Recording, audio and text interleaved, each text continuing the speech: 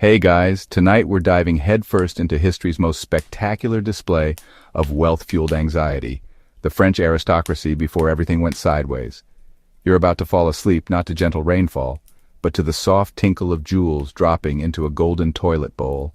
Ever curious about owning more hairpieces than actual companions, or how a simple dessert could trigger mass hysteria? You're about to find out. Before we plunge into this midnight feast of extravagance, hit that like button, subscribe, and drop a comment. But only if you genuinely enjoy dozing off to tales of other people's financial disasters. Share where you're tuning in from and whether your sleepwear has fewer sequins than a minor French countess's stockings. Dim those lights, crank up that fan for ambient sound, and settle in as comfortably as you can. But hold on a moment. Imagine squeezing into a gown so enormous you'd need custom door frames. Did these wealthy folks really consume pastries morning, noon, and for emotional comfort? How many water features can you cram into one garden before creating a municipal disaster? Could you rest easy knowing your makeup might suffocate you overnight? Or that your neighbors, wielding farming tools and bread loaves, were getting restless? Would you sleep soundly, knowing your wig might be mistaken for a small animal in the night, or that your shoes cost more than a farmer's yearly wage? And here's the big question. Exactly how much golden ridiculousness does it take before an entire nation decides, you know what, let's try those blade-dropping contraptions instead? Congratulations, you've just opened your eyes in Versailles, 1788. The dairy products are luxurious, the atmosphere reeks of flower petals and impending doom, and you're already running behind for a celebration that kicked off 7 days ago. Let's see how long you survive before someone invents a revolution just to shut you up. You don't wake to any alarm, but to a servant delicately shaking a decorated bathroom vessel. Because at Versailles, even your most private moments come with spectators. Forget morning showers. A proper noble refreshes using costly fragrances, powder, and no fewer than 3 witnesses. Water and soap? That's peasant territory. Here, being clean is something you put on, not something you actually become. Morning light filters through your silk bed curtains, streaming past windows too precious to crack open. Birds chirp outside, but indoors the only noise is a maid's polite cough as she waits for you to stir. You don't exactly climb out of bed so much as unfold like a day-old pastry from layers of embroidered sheets. Privacy doesn't exist. Never has, never will. Palace rules dictate constant visibility, even when your morning routine starts with someone else handling your overnight necessities. Your first caller isn't a buddy. It's your personal attendant carrying a pitcher of tepid rose-scented water. The fragrance is heavenly, which helps since it's doing 0 actual cleansing. You splash your hands, maybe pat your cheeks, more from habit than hygiene. The towel they offer feels softer than your political convictions. If you're really committed, you'll dab extra water behind your ears, just enough to claim freshness, but never enough to disturb yesterday's carefully applied face powder. Now the real beauty ritual starts, which for French nobility is basically performance art. Act 1, perfume. Your vanity table buckles under countless tiny glass containers imported from every nation still speaking to France. Lavender, violet, whale secretions, orange blossoms. If it can be bottled, there's a container somewhere on your counter. You don't simply spray, you marinate, building layer upon layer of scent like you're trying to erase all memory of last evening's festivities. If you detect anything remotely human, you need more fragrance. Then comes the powder. You sit with eyes nearly closed while your attendant pats clouds of finely ground lead across your face, throat, and any exposed skin. Velvet powder serves as your sunblock, foundation, and mildly poisonous shield against the real world. Looking clean isn't sufficient. You must appear otherworldly, like you expired from something costly. Extra credit if your hairpiece also gets dusted white, because nothing screams vitality like resembling a marble sculpture with hay fever.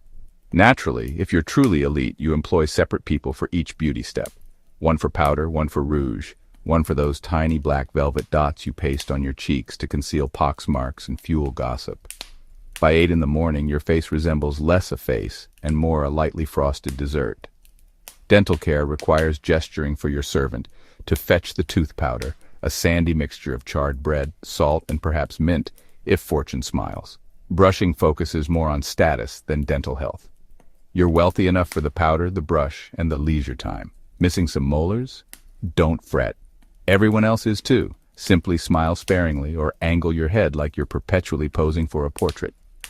Finally, you're offered wig options. Tall, taller, and what historical era is this supposed to represent? Your actual hair gets hastily slicked down and hidden. Wigs are styled, perfumed, and occasionally pest-ridden, but that's all part of the experience. You wonder casually if today's selection will snag on the chandelier. By now, the chamber fills with courtiers pretending not to notice you in your undergarments. The spectacle nears its end. One final perfume misting, a nose powder touch-up, a mirror glance. You don't appear clean, you appear significant. And at Versailles, that's the entire objective. Dawn has barely broken and you're already drained. But at least you smell like you've never labored a single day. Because here, that's precisely the goal. Before your first meal, you're entombed under 3 silk layers, a lace mountain, and a wig so towering you risk aircraft collision. Everyone gawks, not because you look attractive, but because they're concerned about wind resistance. And yes, you absolutely require a dedicated hat servant. It begins with the foundation, garments, which sounds delicate but really means fabric layers you'll never escape. First, your linen undergarment, the nearest thing to sleepwear you'll experience all week. Over that, a corset cinched so brutally that breathing becomes optional rather than automatic. Daily, you gamble with your organs just to resemble someone who swallowed furniture. Your maid yanks the cords until your waist matches a dinner plate's diameter, and your ribs file formal complaints with your backbone. Next come the underskirts. 1, 2, possibly 5 if you're optimistic about avoiding chairs. These aren't for warmth. They're for sheer volume. The objective isn't comfort, but occupying maximum possible space. You're not wearing a dress, you're operating it. Your skirts whooshing across marble floors sounds less like elegant femininity and more like an approaching tempest. Attempting doorway passage requires sideways maneuvering and prayers that your hairpiece clears the top. Every gesture becomes a physics negotiation. Your gown, once finally secured, stands as a monument to excessive design. Ribbons, frills, countless buttons, pearls, maybe an entire taxidermied bird. If you're feeling playful, your sleeves expand so widely you could smuggle snacks, small animals, or a complete backup outfit. The fabric comes from abroad, the dyes cost fortunes, and the craftsmanship is so intricate you suspect the seamstresses employ tiny, irritated sprites for nighttime assistance. And this represents casual day wear. Formal occasions demand something truly catastrophic. Now, the star attraction, the wig. Your real hair gets twisted, pinned, and banished, so this glorious mound of horsehair and powder can claim dominion. Today's style might be the poof, a curl mountain reaching skyward, adorned with silk blooms, porcelain figurines, or for the genuinely cutting edge, a miniature vessel sailing through curly seas. Your skull feels like it's hosting a small reception, and each step becomes a balancing act. Legend says one duchess fainted when her wig absorbed rainwater, doubling its weight and her doctor bills. You simply pray to avoid strong terrace breezes. Powder comes next, and not just facial application. Oh no! Your hairpiece receives its own scented flower blizzard or finely milled starch, which you try not to breathe. Powdering becomes an ordeal. It settles everywhere. Your clothing, your skin, your breakfast. At Versailles, black outfits don't exist. Everything turns white within an hour, leaving you trailing faint dust clouds like an increasingly exhausted, very fancy insect. What about accessories? Footwear consists of tiny, satin-wrapped torture devices with heels so elevated you envy mountain goat stability. Jewelry functions less as decoration and more as structural engineering. Pearls, sapphires, and cameos dangle from ears and wrists, chiming with your heartbeat. Regarding headwear, that's an entirely separate production. Feathers, ribbons, occasional preserved wildlife surprises. You need staff to balance your headpiece while dodging chandeliers. By the time you're fully dressed, you've ceased being human. You've become ambulatory, sighing, installation artwork. The point isn't merely appearing wealthy, it's appearing wealthier, heavier, and more inconvenient than everyone else. If you can't spot envy in someone's eyes as you totter past, you might as well retreat home and start over. The irony is your appearance's weight isn't just physical. It's the invisible, crushing knowledge that every lace-trimmed, pearl-encrusted, gravity-defying inch of your wardrobe gives the mob outside another reason to sharpen their farming implements. But hey, at least your hairpiece remains straight. For now, your first meal arrives on silver platters featuring tiny coffee, 6 pastries, and cheese selections that could bankrupt small countries. The bread is white, the eggs are delicate, and you're already bored.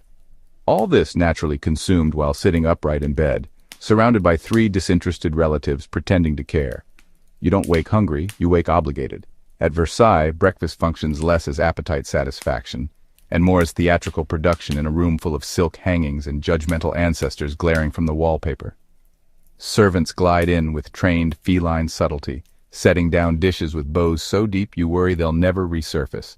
The air thickens with mingled aromas of fresh-baked bread, warm milk, and inherited anxiety. The menu obviously declares your status. Your coffee is so rare and precious it's served in porcelain, painted with scenes of people definitely not drinking coffee. The sugar is imported, probably contraband, and guarded more carefully than royal jewels. You sprinkle a few crystals, enough to demonstrate sweetening capability, not enough to risk depletion before week's end. Each pastry represents minor architectural achievement: golden croissants, buttery brioche, and flaky chocolate-filled delights, all arranged precisely, as if the royal pastry chef seeks Louvre exhibition space. Eating them, you wonder if this tastes like happiness, or if it's just the butter speaking. The cheese display is so extravagant you need navigation assistance. Brie wheels, comp wedges, and soft goat cheeses spread across platters like dairy aristocracy roll call. The cheese is so fresh it might actually violate some nations' laws. You spread it generously on your bread, knowing somewhere a peasant gnaws tree bark while wondering about this year's tax increases. Your relatives, meanwhile, hover bedside like vultures at outdoor dining, each hoping to survive the meal without remembering their inheritance is mostly imaginary. Conversation stays stilted, punctuated by silver clinking and awkward throat clearing. Someone mentions weather, always safe when nobody wants to discuss last night's gambling debts or the mysterious disappearance of family heirlooms. There's always one cousin fake reading a book and another poking quail eggs like they might detonate. Everyone waits for your finish signal because etiquette prevents departures until you're done. You briefly consider meal extension just to punish them for existing. You're expected to eat slowly and elegantly, but by the third pastry, you're mostly shoving food while making polite conversation about topics you hope nobody remembers. The bread is impossibly white, a shade reserved for the genuinely wealthy. It's soft enough to make you question whether anyone has actually chewed it in generations. You recall reading somewhere that peasant bread was brown and sawdust enhanced. Here the only wood appears in hand-carved bedposts you're leaning against. If you're feeling virtuous, you might request a soft-boiled egg. Eggs are scarce, delicate, and apparently carry social rankings. Quail eggs for the fashionable, duck for the avant-garde, chicken for the imagination depleted. The yolk gleams golden, the whites quiver, and the entire experience ends in 2 bites, matching your attention span duration. When breakfast concludes, you're not satisfied. You're simply complete. You pass your cup to waiting servants, dab your lips with napkins embroidered by people whose lives you'll never consider, and listen to your stomach's relieved sigh. The meal isn't about nutrition. It's about maintaining illusions, where butter solves everything and debt is just rumors affecting other people. You rise, ready to face the day, full of empty calories and emptier promises. If decadence were a food group, you'd never need another meal. Nature calls, but nature must wait for the palace's official rising schedule. Your chamber pot is porcelain, hand-painted and emptied by someone dreaming of revolution. Toilets exist, but etiquette demands ignoring them. Just like taxes and peasants, you don't simply wake up and rush to the bathroom. There's strict hierarchy for relieving yourself at Versailles, and ultimately, nobody wins except whoever has the strongest nose. The day starts with gentle porcelain clinking as your chamber pot is presented like precious gemstone. It's not merely a pot, it's a statement piece, decorated with gold filigree and tiny painted cherubs who, in cosmic irony, are also relieving themselves. Your valet stands ready to assist, because aristocratic bathroom arts apparently require more than one person. If you're particularly stylish, you might have a close stool, a fancy padded box with hidden compartment brought to your bedside. The commode is so ornate it could serve as furniture, which it often does, confusing houseguests who accidentally rest chocolate cups on top. Discretion supposedly matters, but at Versailles, privacy stays theoretical. If you expect solitude even briefly, you're mistaken. The rising ritual ensures at least one servant, a distant cousin, and, inexplicably, a royal laundry official nearby.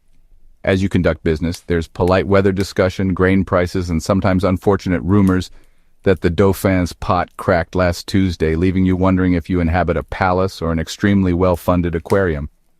Now, if you're visiting and need facilities, complications multiply. Versailles famously lacks abundant permanent toilets. Instead, You wander endless mirrored hallways seeking hidden nooks, closets, alcoves, sometimes just strategically placed screens where chamber pots await, probably recently vacated by someone with much fancier titles. If you're lucky, you'll find lightly used spots. If not, welcome to the world's most awkward musical chairs game. Some rooms feature commodes disguised as chairs, ornate velvet-upholstered seats with secrets. You might sit expecting tea invitations, only discovering moments later that tea isn't on the menu. Don't worry, though. Servant armies whisk away offending articles before anyone's delicate sensibilities suffer offense, or at least before anyone can prove anything. For outdoor adventurers, palace gardens offer their own facilities. These are little sheds tucked among topiaries, which sounds romantic until you remember there's no plumbing and rose fragrances quickly yield to earthier aromas. Courtiers whisper that the queen once hosted garden poetry readings, only to have them interrupted by unmistakable sounds of a duke using shrub facilities. You don't want poetic immortalization for that. Flushing toilets do exist, sort of, but only in the most modern, exclusive rooms, and they're more showpieces than functional. They're operated by servants pouring water buckets down special pipes, which represents peak technology unless you count hoping for rain as technological advancement. When you finally finish, your pot gets whisked away by servants who, statistically speaking, are plotting something. The aristocracy might be on top currently, but revolution will be led by people who know exactly what you ate for dinner last night. As you rise, powdered and perfumed, you reflect on palace life's eternal paradox. Everything appears beautiful externally, but underneath realities are, well, let's say, history has ways of flushing out truth. You exit composed and unconcerned, ready to pretend nothing happened. Just like the taxes. The king's ceremonial awakening isn't just his business, it's everyone's. Dozens of courtiers fight for sock-handing privileges. This isn't routine. It's power struggle disguised as pajama time. Hope you brought bribes. Think your mornings are stressful? Try waking knowing 50 people lurk outside your bedroom, all desperate for cufflink fastening honors. At Versailles, sunrise means the royal lever, history's most elaborate, overpopulated, anxiety-inducing dress-up routine. The king doesn't just exit bed. He rises for live studio audiences. And you, noble by blood or luck, squeeze into doorways hoping for notice, or at minimum, avoiding trampling. The day begins with soft chamber knocking. Only highest-ranking courtiers may wake him. You'd expect quick, dignified processes, but instead get bowing ballets, whispered titles, and carefully timed flattery. The king gets gently roused while groups of men, most having spent nights rehearsing their best, "Good morning, your majesty," stand in awkward, hopeful silence. First come grand officers, the premier physician, premier valet, premier chaplain. They file in, each playing their dramatic parts. The petit lever starts with the king still tucked in bed, hair jutting at angles soon replaced by wigs larger than village children. The chosen few approach for their reward, fleeting royal eye contact and, if really fortunate, sleeve-offering opportunities. That's right. Your entire political career could hinge on how gracefully you present the king his nightshirt. As crowds thicken, rank becomes everything. Nobles jostle, whisper, and occasionally trample each other's feet, all for breeches-handing rights or pillow-fluffing privileges. Sometimes bribes exchange hands or favors get quietly traded. I'll mention your name to the duke if you let me pass you in line. If you're positioned too far back, you might spend 30 minutes just watching other people pass handkerchiefs. For some, this is networking. For others, it's purgatory. The king barely speaks. He's mastered the delicate art of appearing gracious while completely ignoring everyone around him. Doctors and priests hover nearby, making diagnoses that change with the weather. Your Majesty looks rather pale this morning. Perhaps something lighter for breakfast? Servants parade through with steaming towels, perfumed water, and on particularly grand mornings, hot chocolate so rich it could practically mortar the palace walls. Soon, the grand lever commences, and the floodgates open to even more people. Ambassadors, petitioners, and distant relatives who caught wind of potential free pastries crowd in. The king props himself up in bed like an exhausted circus director, surrounded by a growing crescent of courtiers trained to appear both captivated and completely transparent. If ambition runs through your veins, you'll spend this entire ritual stretching your neck, searching for any signal, a lifted eyebrow, a whispered comment, a sock passed with just the right flourish, hoping that today might finally be your moment to ascend. It's beautifully meaningless, yet devastatingly important. Skip the levee and you've missed your shot at swaying policy, settling grudges, or simply being noticed. Courtiers scheme for decades to advance just one position in this morning parade of praise. Everyone understands that the person adjusting the king's footwear might be clutching a profitable appointment or royal clemency by noon.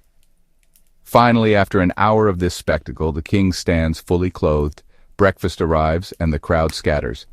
You stumble from the royal chambers somewhat stunned, possibly bruised, your social position either slightly elevated or utterly destroyed, all before your morning coffee. The levee captures Versailles perfectly, stunning, packed, and completely insane.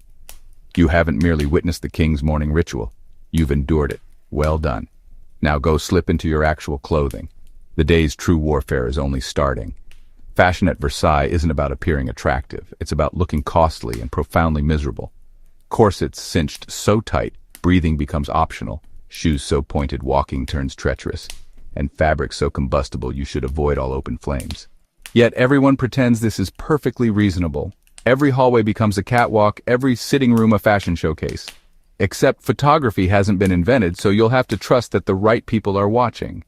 Dressing for Versailles means becoming a walking lesson in economics, physics, and the hazards of sitting too rapidly. You don't wear an ensemble, you surrender to it. The outfit always claims victory.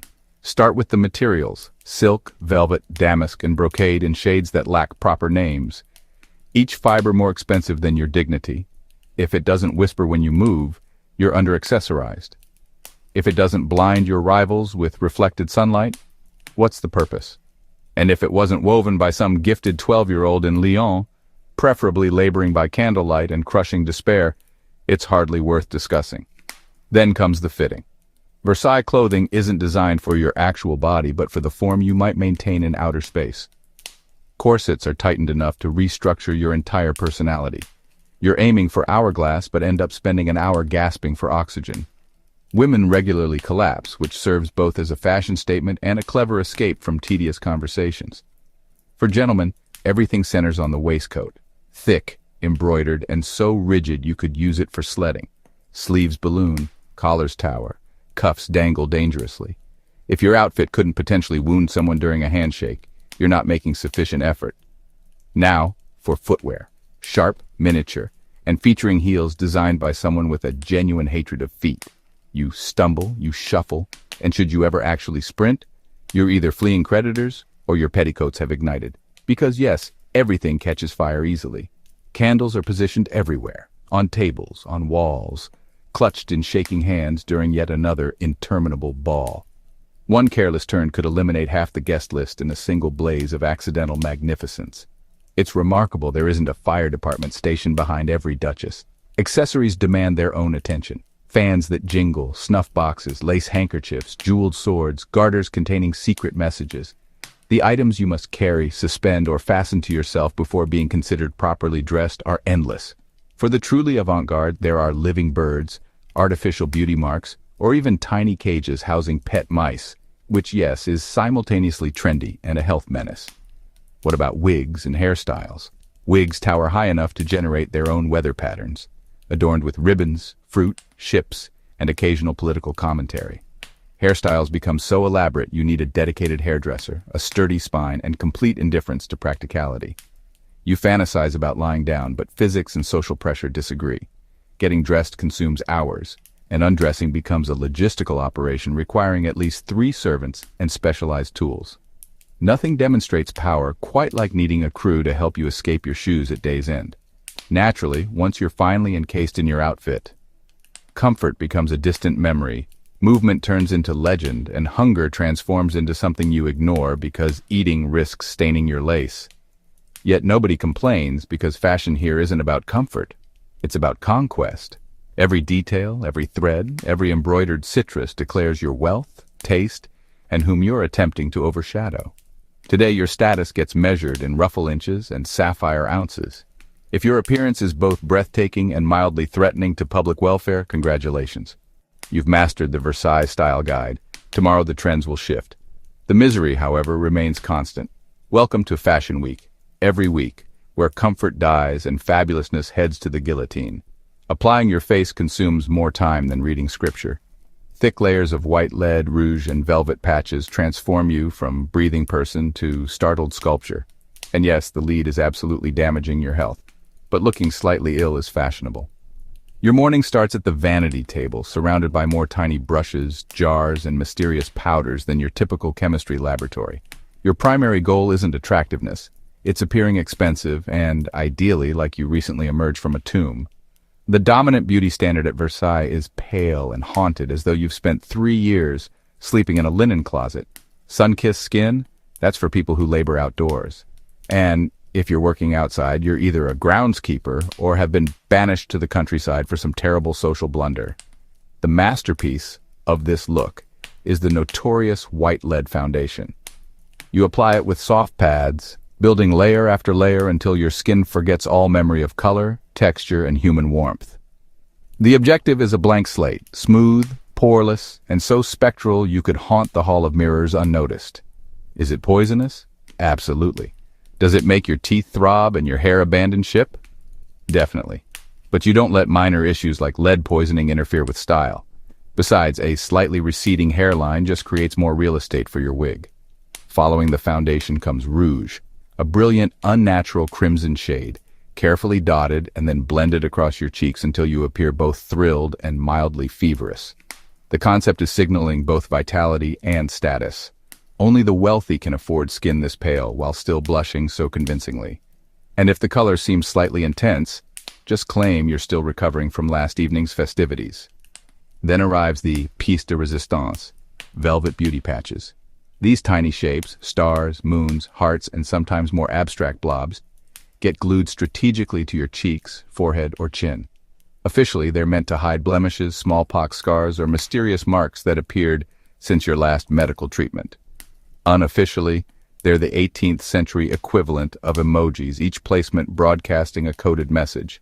A patch near the mouth signals flirtatiousness. A patch by the eye suggests passion. On the nose, you're prepared to ignite scandal. There are so many patches you risk exhausting facial territory before running out of gossip.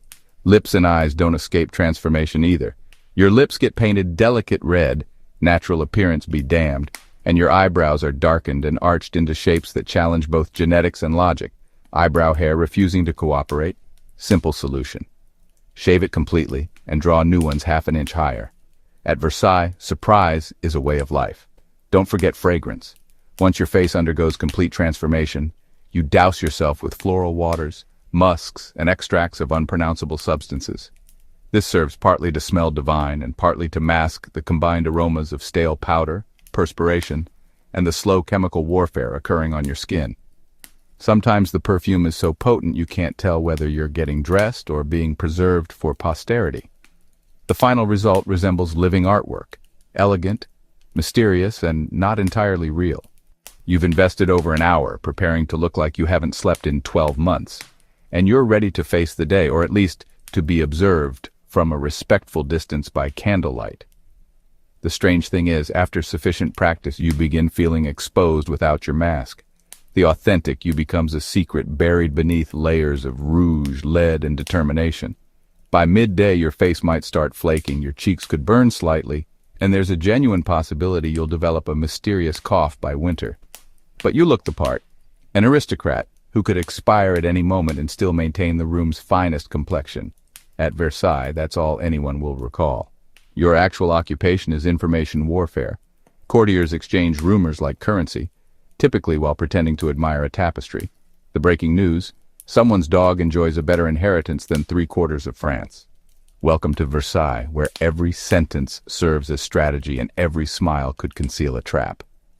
You sip your coffee, or more precisely, you pretend to sip because concentration proves difficult with half the court craning their necks for a better view of your response. The morning atmosphere thickens with secrets, and you're already falling behind. News travels faster than common sense here, and nothing, absolutely nothing, remains off limits. You begin your day mingling in the hall of mirrors or along the columned corridors, casually drifting from one artfully arranged cluster to another. "Have you heard?" serves as the palace's unofficial motto. A duchess whispers about a missing necklace. Never mind, it later appeared tangled in her hair. The Marquis de Blanchard is supposedly bankrupt again, which everyone agrees is remarkable, considering he hasn't paid for anything in 7 years. Then there's the opera singer who accidentally ignited the curtains during last night's rehearsal. Her career prospects are suddenly both brighter and dimmer than ever. Gossip here functions as weaponry. Courtiers don't simply share news. They weaponize it, aiming for maximum destruction with minimal proof. You hear about secret weddings, mysterious ailments, forbidden affairs, and the endless saga of the Queen's wardrobe expenses. Is any of it accurate? Perhaps. Does accuracy matter? Not remotely.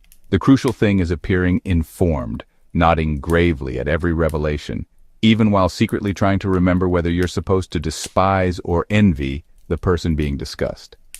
Every conversation becomes an audition.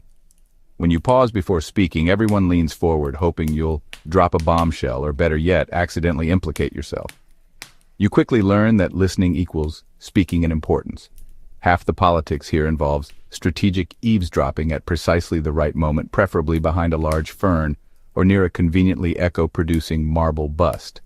Tapestries and paintings provide perfect cover for this verbal warfare. Pretend deep fascination with a scene of nymphs frolicking in woodland, while actually learning about the Count's latest mishap with his fencing instructor. Compliment a particularly hideous vase, and you might earn a whispered confession about clandestine gambling debts. With luck, someone will recite scandalous poetry disguised as prayer. Without luck, you'll find yourself cornered by someone with an unwelcome baritone and 3 arias about how much they deserve promotion. Rumors also travel in cipher. The phrase, "he's feeling slightly unwell," could mean anything from "he's been exiled" to "he's hiding in the wine cellar until his creditors depart." When someone mentions a lady's charm is much admired, they might mean she's about to be shipped off to a convent. And if anyone references the king's new gardener, prepare yourself for at least 3 theories, 2 scandals, and 1 fresh batch of poetry. But gossip isn't merely entertainment, it's survival. Who you know and what you know can elevate or destroy your standing. A perfectly timed rumor can secure promotion, demotion, marriage arrangements, or, if you're particularly unlucky, starring roles in the next public scandal. You learn to chuckle politely, agree enthusiastically, and above all, never repeat anything you can't deny under oath. By morning's end, you're depleted. You've gathered enough secrets to fill a modest autobiography, and you haven't even finished your pastry. You depart smiling, head spinning with schemes and counter-schemes, confident that, at least for today, you remain in the game. Because at Versailles, a day without gossip is a day squandered, and possibly your final day receiving breakfast invitations. Every corridor presents opportunities for betrayal, or at minimum, shoe criticism. The floors shine like marble, the walls reflect like mirrors, and every surface shows your approaching insignificance. Try not to stumble over a relative. There are hundreds of them. Navigating Versailles isn't about traveling from room to room. It's about surviving a social gauntlet. The corridors extend for miles, polished to mirror brightness by centuries of nervous footwear, powdered heels, and the occasional panicked servant rushing late with a hot chocolate tray. You stride or hobble along, your shoe clicks echoing into infinity, every step observed, analyzed, and occasionally ridiculed by passing portraits who frankly appear better rested than you do. The challenge isn't the architecture, it's the population. The palace resembles a maze inhabited by an ever-multiplying horde of cousins, in-laws, and nobles whose sole known profession is existing nearby. Each stands ready to critique your dress, your career, your marriage prospects, and, if they're feeling particularly helpful, your posture. Some relatives you recognize only by wig color. Others you avoid because last week they attempted to marry you off to a minor count with 3 vowels in his name and absolutely 0 sense of humor. But family is merely the beginning. The remaining crowd consists of political opportunists, aspiring artists, chattering ladies-in-waiting, and gentlemen who insist on reciting dreadful poetry hoping for royal patronage. You never walk alone. Someone always hovers a step behind or 2 paces ahead, listening for mistakes, ready to broadcast your every utterance. Every doorway presents potential ambush. Step too confidently and you'll stumble directly into heated debates about land taxes, or worse, conversations with someone eager to display their new pet ferret. The walls themselves offer no assistance. Versailles adores mirrors. You can't escape your own reflection, which seems to pursue you like an unpaid debt. On favorable days, you convince yourself the mirrors brighten the hallways. On difficult days, it's just you, multiplied endlessly, dressed for combat, but armed only with a fan and courteous smile. Then there are secret passages. The king and his favorites enjoy private shortcuts built behind walls, perfect for avoiding uncomfortable encounters or sneaking away for naps. You, however, aren't on that guest list. Your best strategy is following crowds and hoping they're not heading toward impromptu poetry readings. Occasionally, you spot a shortcut, a servant's corridor, a hidden staircase, an unlocked door behind drapery. But using it involves risk. Get caught sneaking around and you'll be explaining yourself for weeks with everyone assuming you're plotting something, which, honestly, you probably are. Even the furniture conspires against you. Marble busts stare down with noses positioned on pedestals perfectly designed for tripping. Ornate benches line the halls, each occupied by chattering relatives, wide skirts, or stray Pomeranians with attitudes. Occasionally you notice staff members polishing door handles while pretending not to listen. But you know better. Palace servants form the original intelligence network. By the time you reach your destination, you've fielded 6 backhanded compliments, 3 marriage proposals, 1 from the same cousin twice, and an alarming quantity of unsolicited gout advice. Your footwear pinches, your patience thins, and you still can't remember where you were actually heading initially. But you've survived. You've maneuvered past family rivals and existential dread, at least until lunch. In this palace of mirrors and marble, every hallway becomes an obstacle course, but it's also your stage. Keep walking, maintain your dignity, and try not to step on any relatives. They're more difficult to remove than velvet parasites. Lunch isn't a meal. It's a production. 20 courses, half jellied, the remainder just mysterious. Forks are optional, etiquette is mandatory, and if you spill anything, at least 6 people are paid to pretend it never occurred. You don't eat lunch at Versailles so much as you survive it. As midday bells chime, you proceed to the grand dining hall, a room larger than some villages, lined with gilded mirrors and echoing with the hungry anticipation of people who haven't tasted a vegetable that wasn't candied since last autumn. The seating arrangement resembles a puzzle, updated hourly based on who's in favor, who's out, and who is currently feuding over a misplaced brooch. The meal opens with a parade of servants, each more anxious than the last, bearing silver platters of food you've never encountered, and with luck, never will again. The first course arrives. Jellied eels, jellied eggs, jellied things you're uncertain ever lived. Everything glistens. You attempt to recall when it became stylish to make lunch resemble an exhibition at a medieval pharmacy. Next up, roasted meat stacked high and carved tableside with theatrical flair. If you're enthusiastic about stuffed pheasant, duck, or mysterious woodland creatures, today is your lucky day. Just don't inquire about the stuffing contents. The answer is invariably more meat, occasionally enhanced with prunes, chestnuts, or whatever the chef discovered lying around that morning. If it moves, it gets roasted. If it doesn't, it gets jellied and passed left. Vegetables make rare, heavily buttered appearances, tiny carrots, turnips sculpted into flowers, and peas so fresh they might actually merit consumption. Everything is seasoned beyond recognition, because the only thing more extravagant than wasting food is using enough imported spices to purchase a small island. Bread arrives abundantly, white and soft enough to cut with a glance, which provides relief since the bread knives serve decoration more than function. Etiquette forms the real main course. There's a correct and incorrect method for holding every utensil, passing every plate, and sipping every beverage. You don't begin eating until the highest-ranking person lifts their fork, a process that can consume several minutes as everyone waits in silent standoff for the Duchess to complete her latest anecdote about her cousin's goose. If you forget and reach for salt prematurely, don't panic. Simply freeze, smile, and pretend you were merely admiring the crystals. Forks are optional, knives are decorative, and hands are perfectly acceptable for certain courses, provided you're quick and delicate about it. You observe the king for signals. If he peels his pear with a knife, you peel your pear with a knife. If he eats it whole, you follow suit. If he hurls it at a courtier, well, that's probably a test. There are finger bowls between courses, filled with rose water, allowing you to cleanse your sticky, jam-coated hands before the next assault. Regarding conversation, it's a minefield. Talk excessively and you're rude. Talk insufficiently and you're suspicious. The safest topics include weather, the Queen's latest hairstyle, and how excellent the soup is, even if you're not entirely certain what it contained. If you drop something on your lap, don't worry. One of the servants will sweep it away and pretend you did nothing at all. It's the only mercy you'll experience in the dining room. The meal stretches on for hours. By the 15th course, you can barely move. But leaving before dessert would constitute social suicide. A literal mountain of pastries, candied fruit, and cream so thick you could use it for construction. You nibble politely, feign delight, and wonder how the kitchen manages to produce so much food without anyone ever feeling full or satisfied. By the end, you're stuffed, exhausted, and ready for a nap or possibly a revolution. But don't get too comfortable. Dinner is only hours away. Welcome to Versailles, where even lunch is an endurance sport and the only thing heavier than your head is your stomach. You step outside into a landscape so manicured even the trees have therapists. Miles of fountains, trimmed hedges, and marble statues, all designed to say nature, but only if it obeys. Somewhere a gardener is weeping. The sun glints off 1,000 polished leaves, each one clipped into submission by a small army of professional horticulturalists who are right now muttering about symmetry and plotting a gentle coup against the chief landscaper. The air smells like flowers, freshly cut grass, and the subtle anxiety of someone who knows they'll be awake all night if a single topiary rabbit gets out of line. Birds sing, but only because they've been trained to harmonize with the fountains.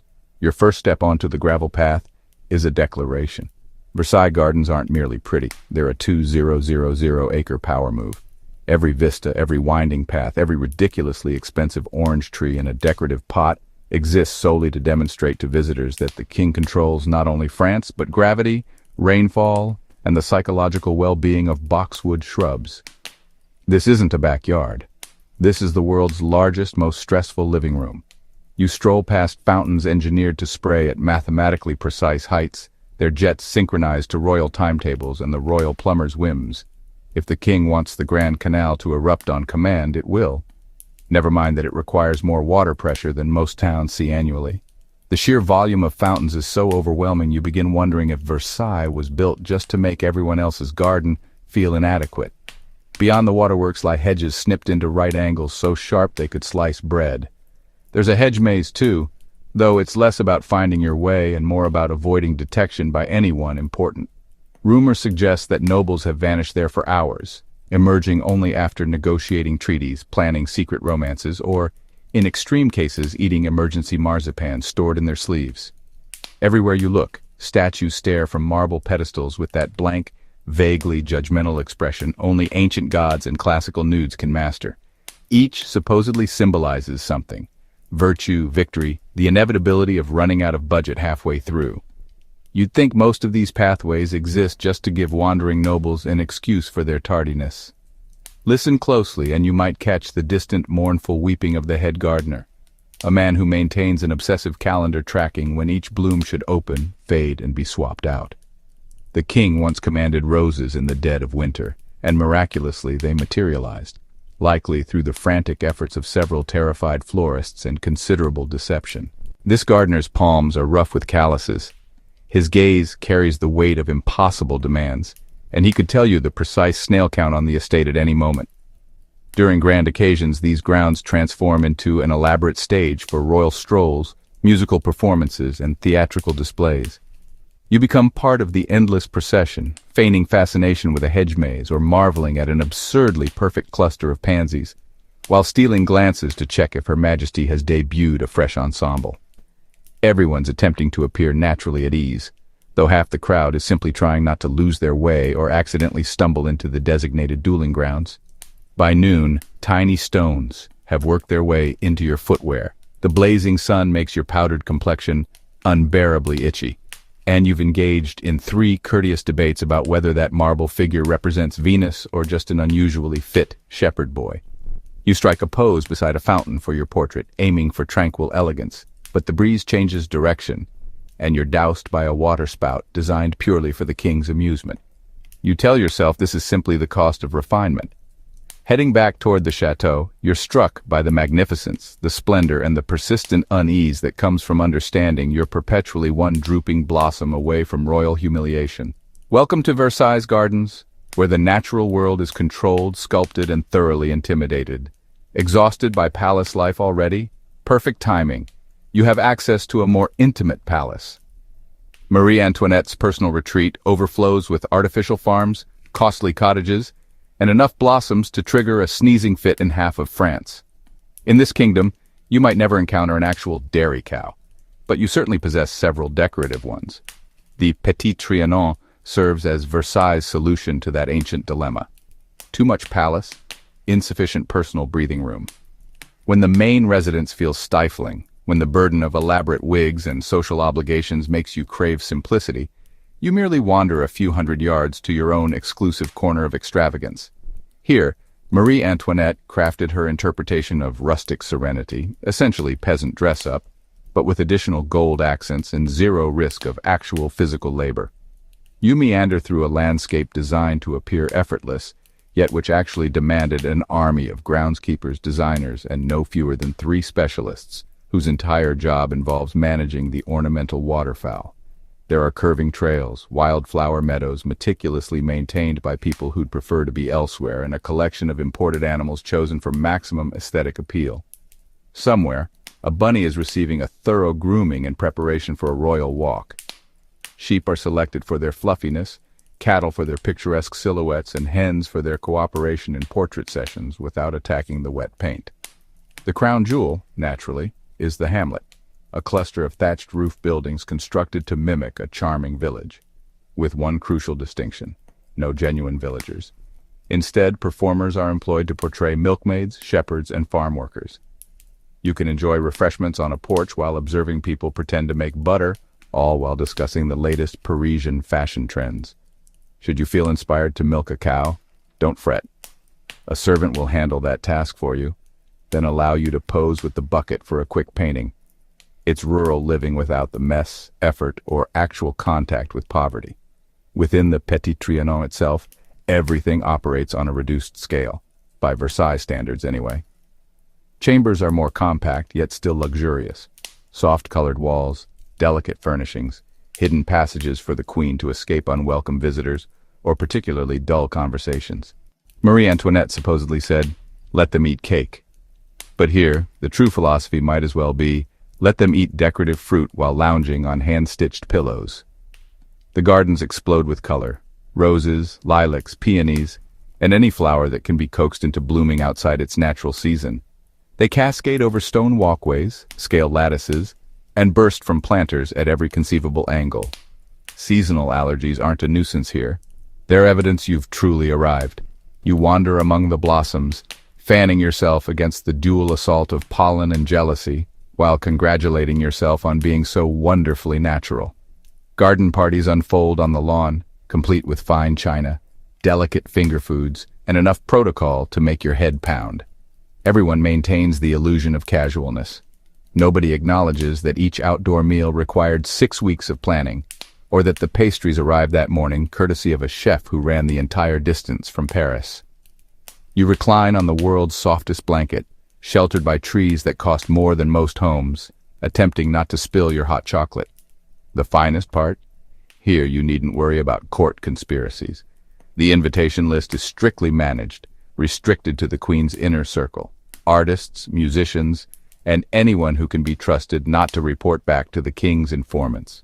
It's an exclusive bubble within an already exclusive palace, a retreat for people who need to escape from having absolutely everything. As you depart the Petit Trianon, you pause to observe a peacock strolling past an artificial water wheel. You realize you've spent the afternoon immersed in beauty, performance, and the gentle buzz of well-compensated pretense. You may not understand farming, but you've certainly mastered the art of posing like you invented it. Welcome to the Queen's interpretation of simple living, where nothing is authentic, and everything is absolutely, exquisitely pointless. You're constantly surrounded by hundreds of attendants whose sole purpose is to observe your existence. Require someone to brush your hair? That involves 3 people. Need a shoe buckle secured? 4 more hands. Want privacy? Not happening. At Versailles, luxury is a communal experience, and solitude is viewed as suspicious, if not impossible. From the instant you wake until you finally collapse back into bed, someone somewhere is standing ready to assist you with tasks so basic a drowsy toddler could handle them. Yet no chore is too trivial for an aristocrat to outsource. Why fasten your own belt when you could employ someone whose grandfather tied belts for 3 generations of minor royalty? The system forms a hierarchy so complex that even the spiders probably have footmen. There are valets for your wardrobe, maids for your bed linens, pages for your correspondence, and a special assistant for those rare but inevitable mishaps involving chamber pots and slippery surfaces. Each servant reports to a more senior servant, and they all answer, theoretically, to the house steward. a man with the haunted expression of someone responsible for 500 people, 3,000 pieces of silverware, and at least one pet monkey dressed in formal wear. The most sought-after positions are those closest to your person. The lady's maid, for instance, is a marvel of skill and secrecy, capable of tightening a corset, repairing a torn seam, and eliminating evidence of last evening's wine spill, all while pretending to ignore every whispered secret. Your hairstylist arrives equipped with an arsenal of pins, powders, and 3 silent helpers, each dedicated to a different section of your increasingly elaborate coiffure. They communicate through whispers and gestures, as if assembling an aristocratic work of art. Need to get dressed? It's a team effort. You stand with arms extended while a squad of attendants layers buttons and smooths fabric across your form. Someone else presents stockings, another carefully secures your footwear, and yet another polishes your buckles to a mirror finish. The more insignificant the task, the more people it demands. Sneeze, and at least 2 individuals are ready to offer a handkerchief, embroidered, monogrammed, and replaced every hour. But it's not merely about assistance. Every servant also functions as a living surveillance system. Their eyes are everywhere, their ears attuned to the faintest whisper. Want to share confidential information? Think again. Someone is nearby dusting a candelabra, and if you plan a secret rendezvous, good luck with that. Your absence will be noticed, timed, and discussed over dinner in the servants' quarters, which, incidentally, hosts its own world of drama, rivalries, and romantic complications more intricate than any royal marriage. The staff maintains its own invisible power structure. The upper echelons, the major domo, the Queen's principal lady-in-waiting, wield genuine influence, relaying messages, blocking requests, and occasionally sabotaging competitors by concealing a favorite accessory or misplacing important letters. Junior servants plot their advancement while veterans know every trick, shortcut, and hiding spot in the palace. If you need something accomplished or undone, befriend the staff. A well-timed tip or a kind word to the laundry woman can smooth your path for months. Cross them, however, and you'll find your breakfast consistently delayed and your shoes mysteriously damp. Naturally, privacy is non-existent. You dress, dine, and even sleep under the watchful gaze of people who understand your routines better than your own family. But treat them well, and the staff might help you navigate court schemes, rescue you from social catastrophes, or warn you which dessert to avoid. By day's end, you understand that Versailles runs not on gold or royal bloodlines, but on the steady hands, swift feet, and sharp eyes of the servants. They observe everything, remember everything, and if history teaches us anything, are quietly documenting details for the revolution. Sleep peacefully if possible, you're never truly alone. Monkeys in formal jackets, parrots that curse in 5 languages, and a lapdog wearing more gems than your average bishop. In the palace, pet ownership is both a status symbol and a liability, especially when your peacock crashes the king's breakfast. At Versailles, you don't simply keep animals. You curate a menagerie designed to outshine, outspend, and occasionally outsmart your neighbors. Forget barn cats or backyard poultry. Those are for commoners and possibly kitchen workers. The true elite engage in a kind of zoological competition, each determined to acquire the rarest, loudest, or most problematic creature the known world can provide. Your morning might start with the sound of a tiny, silk-dressed monkey hurling fruit at a rival spaniel. The monkey, naturally, has superior fashion sense to some dukes. His vests are hand-embroidered, and after a particularly embarrassing incident last Lent, they're now fireproof. Dogs come in every imaginable variety, but the lapdog reigns supreme as the ultimate accessory. Small enough to tuck in a sleeve, loud enough to require 3 servants, and spoiled enough to refuse anything except roast quail. There's even a tale that one lady's pug once refused to walk on carpeting not dyed in the season's fashionable color. It's probably accurate. Birds are omnipresent as well. Parrots shriek gossip from the ceiling beams, sometimes revealing more than their owners intended. They're multilingual, unruly, and completely shameless about repeating the Queen's most unfortunate nickname. Nightingales perform serenades from golden cages, while canaries and jewel-encrusted aviaries provide a gentle, constant symphony of chirping and controlled chaos. Then there are the truly bizarre choices. Some nobles maintain turtles with custom-fitted crowns or ferrets in velvet harnesses. The most daring might parade a fox on a leash, challenging anyone to question their companion preferences. And naturally, the peacock, prized for its magnificence, feared for its unpredictability, and notorious for its tendency to wander into inappropriate locations. One unforgettable morning, the king's breakfast was destroyed when a particularly aggressive peacock mistook his powdered wig for a territorial rival, resulting in mayhem, feathers, and a new policy regarding poultry in dining areas. The menagerie represents more than a pastime. It's a social minefield. Fail to compliment someone's Italian greyhound and risk banishment to the most boring dinner table. Lose control of your own flock, and you might find yourself apologizing to half the court after your parrot's latest linguistic mishap. Status is measured by the rarity of your animals, the luxury of their housing, and the number of palace staff secretly assigned to cleanup duty. Obviously, animals bring accidents. Your monkey develops a craving for pearls and chews through your aunt's necklace. The queen's cat vanishes, only to be found sleeping inside the ceremonial punch bowl. Someone's falcon escapes during an official portrait session, snatching wigs as it soars overhead. These incidents fuel endless gossip and occasional diplomatic tensions. When a visiting ambassador's ferret fights with the Dauphin's squirrel, international relations suffer. Maintaining your zoo requires serious effort. Food must be imported, enclosures scrubbed, and each creature pampered according to its demands. There's even a staff position for animal wrangler, a role requiring equal parts zookeeper, therapist, and amateur detective. When animals fall sick, the palace physician is summoned, more than once forced to choose between treating a spaniel's cough or attending to a minor noble's gout. The dog typically wins. As evening falls, you find yourself surrounded by your furry, feathered, and occasionally scaled entourage. You question whether all this effort is worthwhile. But then your parrot curtsies, your lapdog sneezes adorably, and your monkey offers you a high five right before snatching your ring. It's chaotic, expensive, and utterly absurd. But in the palace, your pets are more than companions. They're evidence you belong.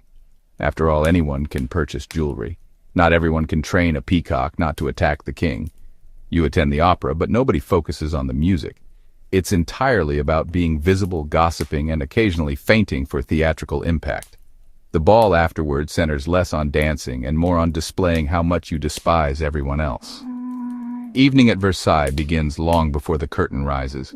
You arrive by carriage, already exhausted from being laced into something with more structure than a medical skeleton.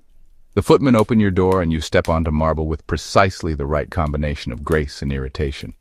The hall pulses with expectation, but not for the musical performance. No. Everyone monitors the entrance to observe who arrives with whom, who's wearing what, and who's dared to appear in last season's footwear. That unfortunate soul will be discussed for weeks.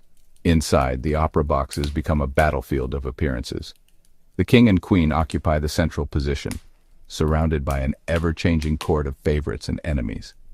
Boxes closer to the stage represent prime territory, but only if you're prepared to be scrutinized by every bored duchess and doubly bored duke present.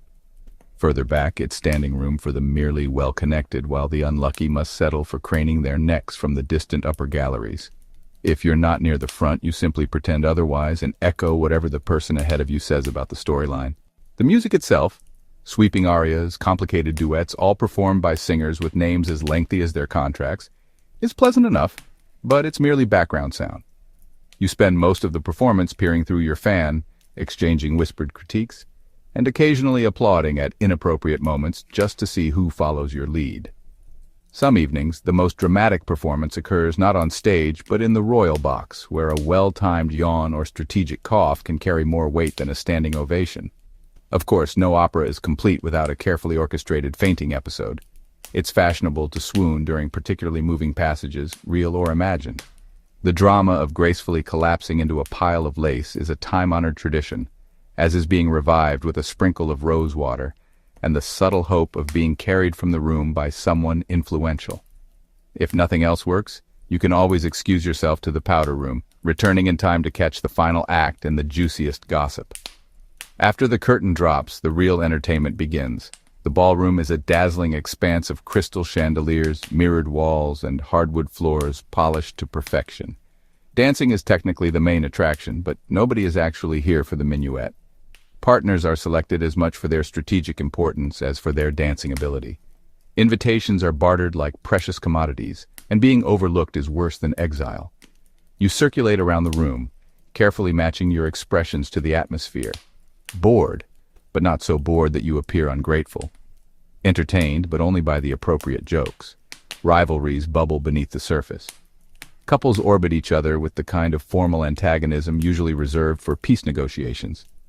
The orchestra continues playing, blissfully unaware of the dozens of minor conflicts being fought across the dance floor. Between dances, you linger near refreshment stations, sipping champagne and pretending not to notice that the pastries have been thoroughly picked over by the ambitious and the simply hungry. Every exchange is a challenge, every compliment a potential trap. It's a competition of one-upmanship, dressed in lace and pearls. By midnight, the atmosphere is thick with perfume and rivalry. The boldest make their departure first, hoping to leave behind a trail of speculation. The remainder stay, desperate for one final victory, one last scandal, or one more opportunity to whisper something shocking behind a fluttering fan. You exit the ball aching in muscles you didn't know you had, sparkling with perspiration, powder, and social tension. The music fades, but the drama continues. At Versailles, you never really stop dancing. You just switch partners. You owe more money than you can calculate, but so does everyone else. Jewelry gets pawned, favors get exchanged, and your creditworthiness depends entirely on your most recent clever insult. Every day is a financial tightrope walk performed in diamond-studded slippers. At Versailles, the only thing more stylish than being wealthy is pretending you're even wealthier. Everyone owes someone, and most are family members. The official currency isn't the livre. It's IOUs, rumors, and half-hearted promises to settle debts after the next royal wedding. You begin your morning calculating how many pearls you can pawn without detection. By lunchtime, you're already scheming about which cousin to approach for a small loan. The palace operates on credit, and everyone understands this. Need a new dress? The seamstress will gladly extend credit as long as you're seen at court wearing her creation and mention her name to the right duchess. Need new shoes for the ball? There's a shoemaker who hasn't been paid in 6 months, but he's hoping you'll drop a favorable comment within earshot of the Queen's lady-in-waiting. Versailles' economy is a house of cards, supported by the hope that nobody will demand actual payment until you've moved on to the next fashion trend. Pawn shops conduct thriving business in family treasures. Aunt Marguerite's sapphire brooch has changed owners so frequently, it should have its own dinner invitation. You quickly learn to rotate your jewelry, pawning one piece to retrieve another, and never ever wearing the same diamonds twice in 1 week. Someone will notice, and then it's over. Even the king isn't exempt. Rumor suggests he once pawned his hunting trophies to finance a particularly lavish celebration, and nobody seems surprised. Of course, debts aren't merely financial. Every favor becomes a transaction. Did someone secure you an invitation to last week's opera? That's worth at least 2 introductions to eligible suitors and 3 recommendations for a seat at the next card game. Borrow a carriage, and you're expected to reciprocate, whether in gossip, influence, or in desperate times, a prized bottle of imported wine. Every conversation concludes with an unspoken accounting. You owe, others owe you, and the balance constantly shifts. If you're fortunate or simply bold enough, you can bluff your way through an entire season. Host a few extravagant dinners on borrowed funds, and people begin assuming you're wealthier than reality suggests. As long as you maintain appearances, creditors hesitate. It's only when you start missing parties, wearing suspiciously modest outfits, or avoiding invitations that the predators circle closer. There are stories of nobles sneaking out of the palace at night disguised as servants to evade angry tailors or jewelers camped at the gates. The Queen herself is infamous for accumulating enormous debts. Picture Marie Antoinette strolling through the gilded halls, her shopping habits the stuff of legend among every Parisian merchant who dreams of her business. Of course, they'd be thrilled just to receive payment on schedule. Her extravagant spending sprees spark a wave of copycat behavior throughout the court, pushing everyone further into financial ruin. Yet nobody dares voice their complaints publicly. After all, it's far safer to join the spending frenzy than risk being crushed by it. But here's the thing about this world. Bankruptcy isn't the end of your story. It's practically an initiation ceremony. Everyone lives just one poor investment or unlucky card hand away from catastrophe. Your real insurance policy isn't your savings account. It's your skill at charming, diverting, or outsmarting everyone around you. With a knowing smile and a witty comment, the truly gifted aristocrat can drown in debt for decades while still hosting the most spectacular parties. In France, when revolution finally comes knocking, the entire financial system resembles a mountain of gorgeous IOUs, and nobody can quite figure out where all the money disappeared. But until that reckoning arrives, you glide through Versailles floating on a stream of borrowed extravagance, praying the music keeps playing while you're still stuck with the tab. Here comes another celebration. The banquet tables stretch endlessly, wine flows like water, and someone just galloped a stallion straight into the entrance hall. Nobody's entirely certain what we're celebrating, but everyone's in agreement that the pastries are divine, and the fallout belongs to somebody else. At Versailles, celebrations aren't occasional events, they're a lifestyle. There's no concept of too extravagant when it comes to festivities, only not quite spectacular enough. Invitations arrive constantly, sometimes every hour, and you're expected to accept them all unless you've passed away. And even then, showing up is strongly encouraged. The more candles blazing, the more impressive the affair, which explains why every gathering threatens to break new records for both wax usage and fire safety violations. The only thing more dazzling than the ballroom is your host's frantic need to surpass last week's controversy. The party themes are elaborate and often completely baffling. This evening might transport you to ancient Rome, complete with toga-wearing nobles devouring honey-soaked desserts while butchering poetry recitations. Tomorrow brings the Garden of Paradise, featuring enough imported blooms to bankrupt a medium-sized principality and at least one surprise bee attack. There are masquerade balls, hunting banquets, midnight feasts, and spontaneous musical performances in every echoing chamber. Sometimes the guest of honor is a visiting diplomat. Sometimes it's the king's newest hound, sometimes nobody's quite sure, but the fireworks launch regardless. Food serves as both the main attraction and the primary distraction. Dishes appear in never-ending succession. Whole roasted wild boars, towering cream-filled confections, crystallized fruits, jellied meats, sculpted marzipan masterpieces, and cheeses with such strong personalities they could launch political campaigns.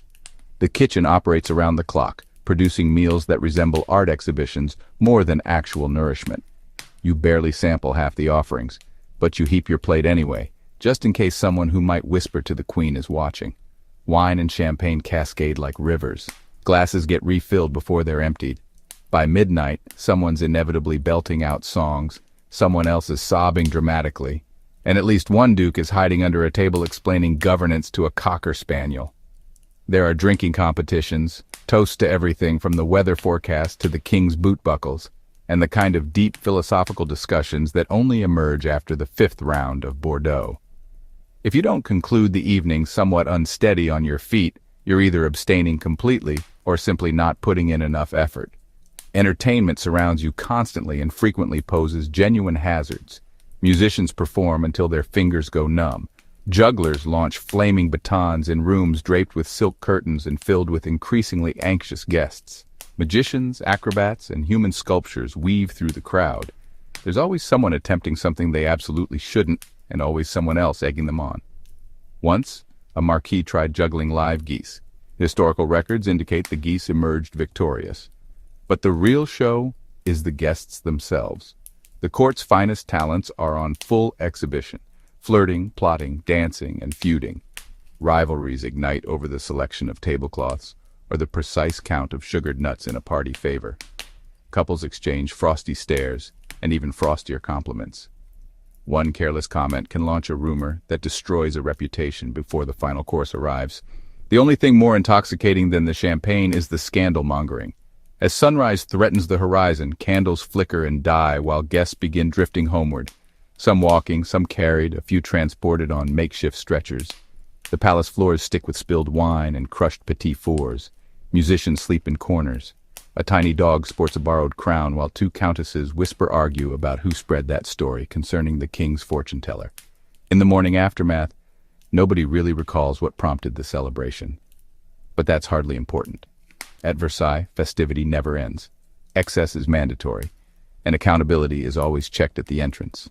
Another sunrise, another ball, another legend scripted in spilled wine and melted wax. You drift off to sleep with cake frosting on your lips and the nagging feeling that the real party, the one with actual consequences, hasn't even begun yet. Marie Antoinette's rustic village stands as a masterpiece of oblivious luxury. You masquerade as a farm girl wearing silk gowns that cost more than most people's houses. The only genuine thing is the public anger simmering just beyond the palace walls. The Queen's Hameau de la Reine represents Versailles' solution to excessive civilization. a storybook hamlet constructed from scratch by France's premier architects, designed solely to give Marie Antoinette and her circle a place to play peasant, without the inconvenience of actual peasants. The cottages are engineered to appear charmingly weathered, with artistic cracks in the walls, hand-cultivated moss, and roofs thatched so flawlessly you suspect each straw has its own personal stylist. You wander the hamlet's curved pathways, careful not to trip over your gown's 12-foot train or soil your embroidered shoes.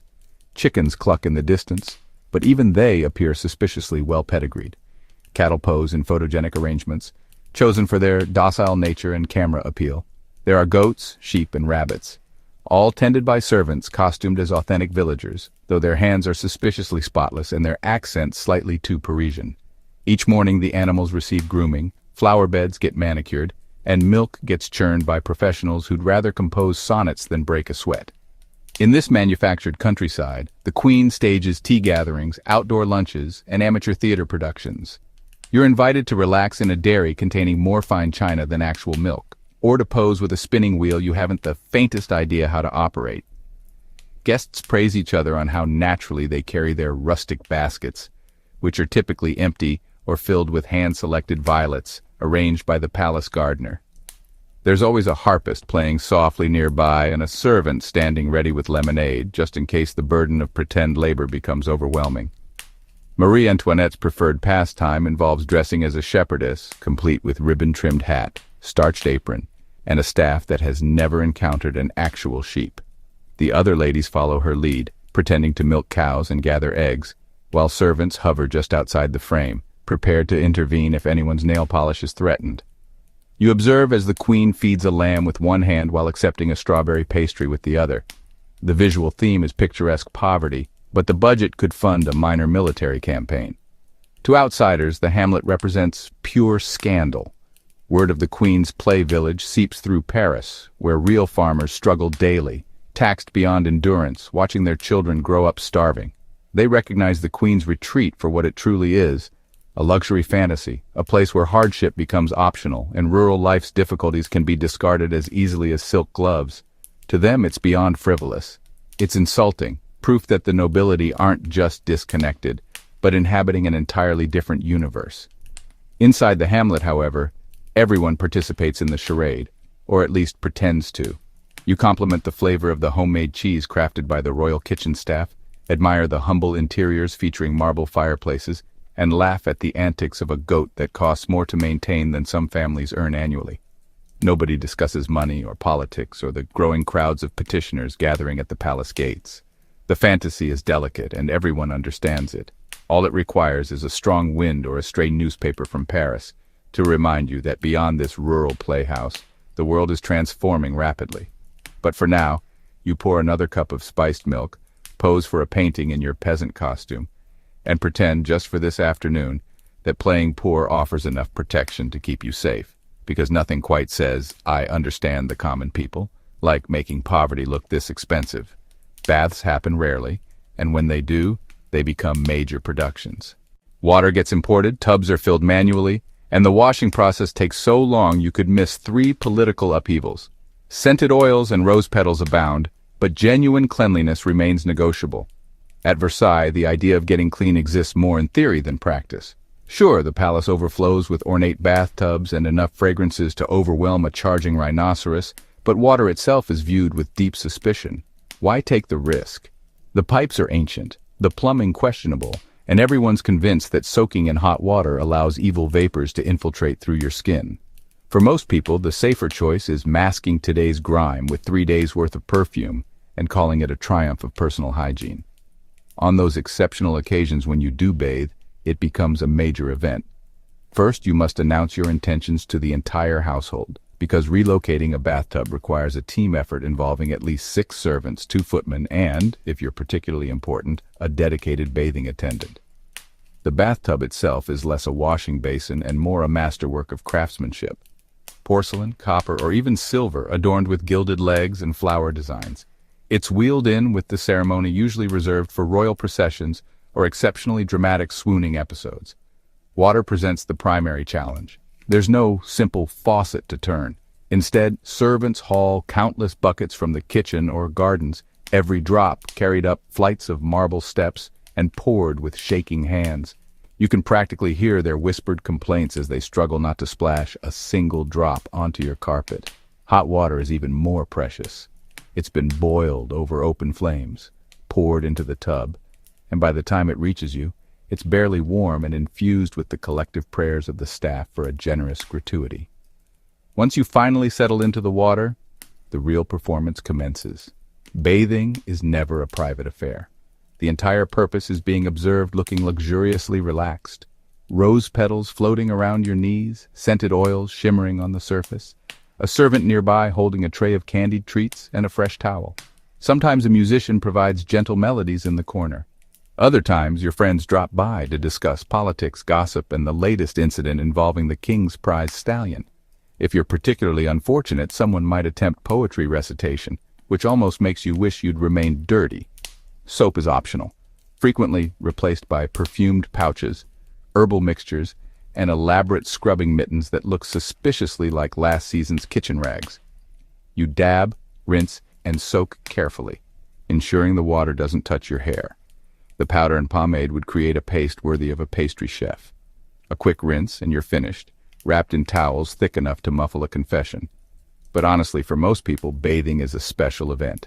Daily cleanliness is maintained through a rigorous schedule of dry cleaning, wiping down with scented cloths, dousing yourself in cologne, and powdering every visible surface until you resemble a mildly floral sculpture. The effort invested in avoiding actual bathing is remarkable, and the resulting perfume cloud lingers long after your departure, marking your trail for everyone to follow and possibly evade. Naturally, this fragrant facade carries a price. Allergic reactions are widespread. Some courtiers are so heavily scented they must keep windows open year-round. There are unconfirmed stories of fainting spells triggered not by tight corsets but by the chemical warfare occurring every morning in the Queen's chambers. When you're finally dressed and reassembled, you feel not exactly clean, but revitalized. You emerge, skin faintly gleaming with oil and confidence, knowing you smell like a walking flower arrangement. After all, at Versailles, cleanliness isn't about water or soap.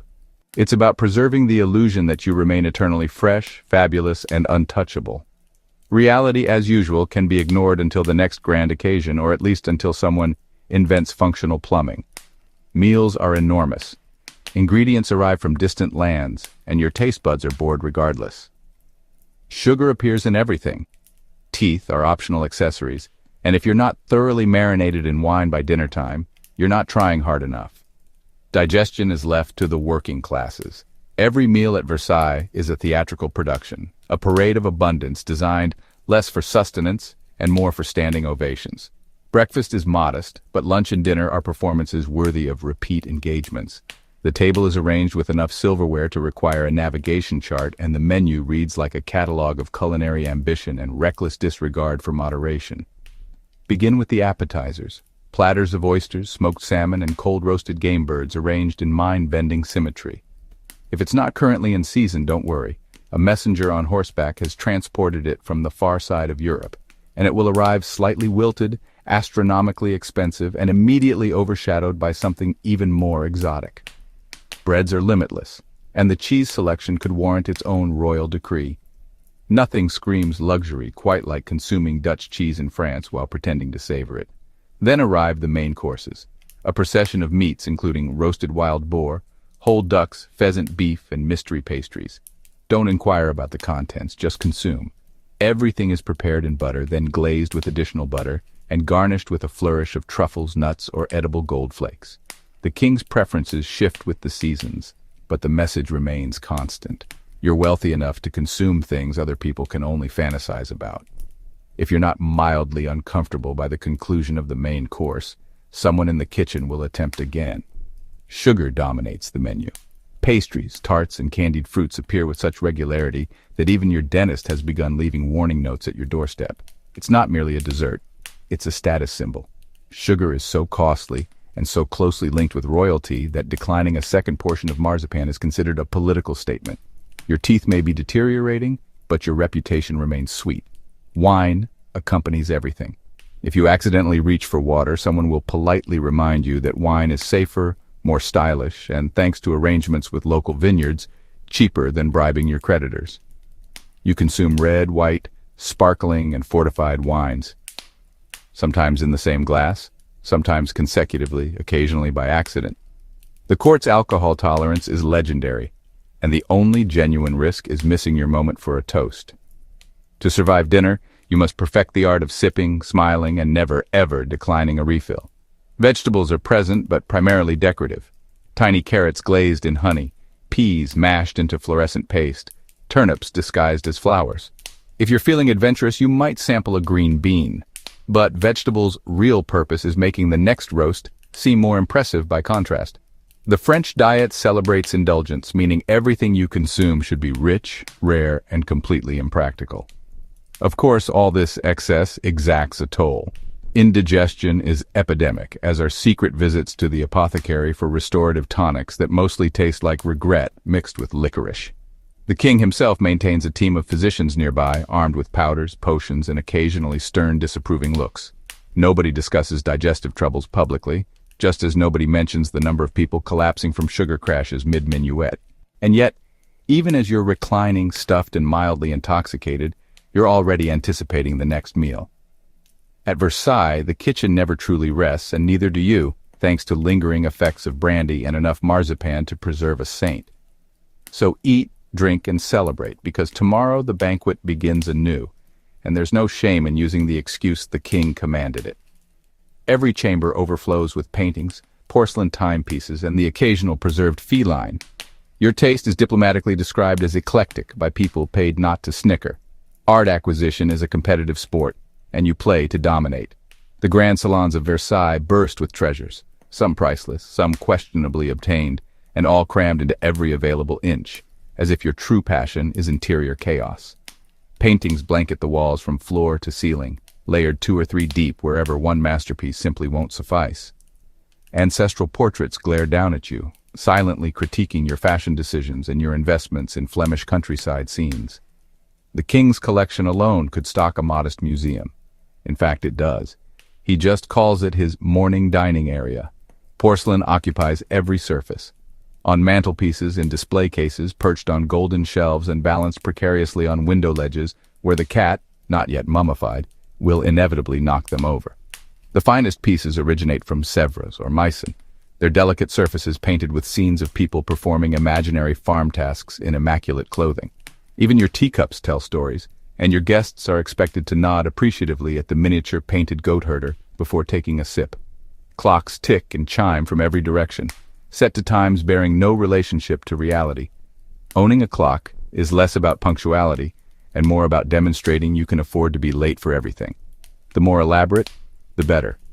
Extra points for cherubs, nymphs, or mechanical birds that occasionally attack unsuspecting visitors. Time is merely a suggestion. Style endures forever, and then there are the curiosities. Every noble considers themselves an arts patron, but in practice, this mostly means purchasing anything rare, strange, or remotely valuable, then displaying it somewhere prominent. Egyptian statuettes, ancient coins, seashells the size of dinner plates, and yes, the occasional mummified pet. All intended to demonstrate your taste is as cosmopolitan as your spending. You might know little about Roman history, but you certainly know how to purchase a Roman statue. Is that tapestry from Persia? Absolutely. Never mind that it arrived through Antwerp and spent half a year as a tablecloth. Art buying isn't merely a hobby, it's a blood sport. The most coveted auctions are whispered about in drawing rooms like clandestine duels. Merchants and artists compete for your attention, offering private showings and promises of exclusivity. Every new piece you acquire is another weapon in the endless silent war to outshine your neighbors. If you discover a painter before the king does, you're hailed as a visionary. If you buy something after the king, you're merely another follower. But whatever happens, never admit you overpaid. Patronage is mandatory. Musicians, poets, and painters lurk around the palace, hoping for a glance, a compliment, or ideally a commission. You host private concerts in your sitting room where everyone pretends to appreciate the latest symphony, but really wants to gossip about the composer's ridiculous hat. Theater companies perform original comedies, often with plots suspiciously resembling last month's scandals. If you're unlucky, you'll be immortalized in a play, usually as comic relief. Your personal taste is naturally impeccable, at least according to your paid consultants. When you unveil your newest acquisition, your friends nod with reverent admiration while secretly wondering how you convinced anyone to sell you a clock shaped like a reclining pig. Guests leave your salons dazzled, overwhelmed, and sometimes mildly disturbed. The collecting never stops. There's always a new trend, a new artist, a new object promising to elevate your status and clutter your antechamber. Sometimes you wonder if you're collecting art or if the art is collecting you. But at Versailles, there's no such thing as excessive. Every painting, every porcelain sheep, every slightly haunted timepiece proves you're winning the only game that truly matters, being more impressive than everyone else, even if you have to purchase a pyramid of mismatched urns to accomplish it.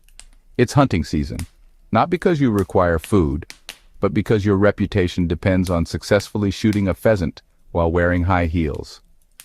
The real danger lies in getting lost in your own backyard.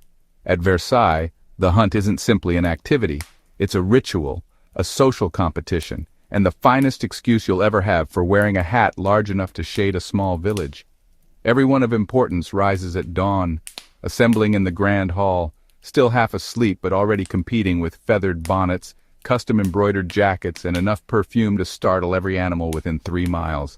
The firearms are polished, boots are gleaming, and the dogs are so refined they practically recite verse. The real challenge begins before you've even departed the palace. Navigating the maze of gardens, lawns, and ornamental groves is an adventure, especially when you're followed by footmen, grooms, and at least 2 cousins who will disappear before the first shot rings out. Some days it feels less like hunting and more like a treasure hunt for missing aristocrats. You've heard tales of noblemen vanishing for hours, finally emerging from hedgerows with nothing but a twig in their powdered hair and detailed complaints about the moss quality. Once you finally reach the hunting preserve, a manicured forest so controlled that even the squirrels receive etiquette training, the games commence. Deer, boar, rabbits, and flocks of pheasants are carefully encouraged to appear in precisely the right locations by a network of beaters and professional animal handlers. Nobody acknowledges it, but the entire ecosystem seems perfectly orchestrated, as if the animals follow their own rehearsal schedule. You load your musket, or if you're sufficiently important, allow someone else to do it, and line up with the rest of the court, everyone pretending they haven't secretly bribed a servant to direct the game toward their position. For some, the hunt showcases skill. For others, it demonstrates how many people you can make perform the work while you pose artistically with your weapon. Either way, protocol is rigid. Don't shoot before the king, don't shoot the king, and don't shoot anything not wearing at least some fur. Miss a target? Laugh it off and blame the breeze. Hit your mark? Accept congratulations with an air of bored modesty, then casually mention how much superior you were last season. The dogs perform most of the actual labor, bounding ahead to flush game while you struggle to keep your hat secure and your petticoats out of the mud. There's always at least one over-enthusiastic spaniel that chases after a butterfly, causing a minor stampede and several apologies. By morning's end, you're sunburned, breathless, and covered in a light coating of powder, half from your face, the remainder from gunpowder residue. Of course, no hunt concludes without a banquet. Tables are arranged beneath the trees, groaning under the weight of pies, pastries, and enough cold chicken to feed a small army. Glasses are raised, melodies fill the air, and awards gleam for all to see. If luck isn't on your side, someone might craft verse about the prize that slipped away. If fortune smiles, you'll be too weary to notice. The expedition focuses less on killing and more on ceremony, demonstrating your worthiness, showing off your connections, and creating tales for evening meals. It challenges your stamina, your fashion sense, and your skill at dodging unpleasant surprises underfoot. When you finally stumble back to the manor, you're drained, mildly intoxicated, and hauling enough plumage to stock a betting shop. You haven't actually contributed any sustenance to the dining room, but you've earned your seat at the table. At Versailles, that's what matters. Conquering the wild, even when it's mostly filled with hand-picked rabbits and your own bewildered family members. You've caught wind of stories, bread shortages, furious crowds, a minor increase in farming tool purchases. Your answer? Yet another feast.